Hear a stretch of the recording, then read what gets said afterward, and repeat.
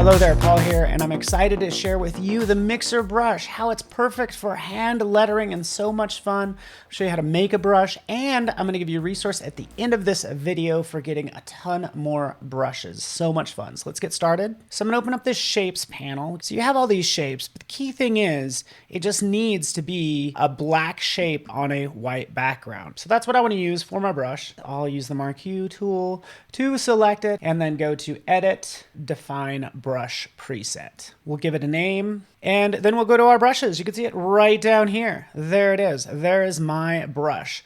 But now we actually need to customize it because if I start painting with it, it looks like that.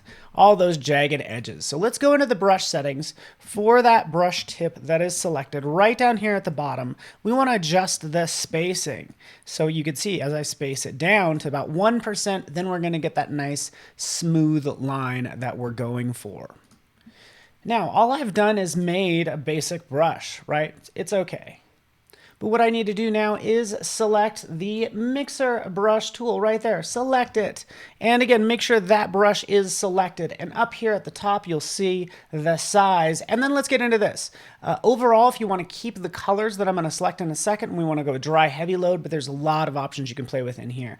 The main thing is we don't want it to be that wet. But what we do need to do is we need to sample for our Mixer brush. So I'll just clean it, but we need to go ahead and grab some colors. Let's just come in and all we need to do with our dry heavy brush selected is point at the center of one of these, adjust the size with the brackets, option click to sample, and look what it does.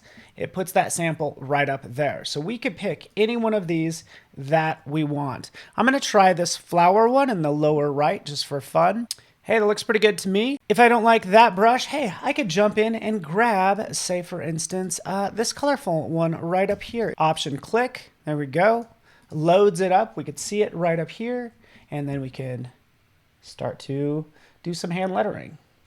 And you can see that looks pretty good for my brush. And the last thing I want to do is just jump into the brush settings and make this a brush preset to save for ourselves. I'll just call it flower. Here's just a couple other examples of using a Mixer brush for hand lettering. The last thing I want to share with you is Chroma Supply. It's just a great resource to get a ton of Mixer brushes. Here's a pack of 32 brushes, plus a ton of sample swatches to make endless combinations.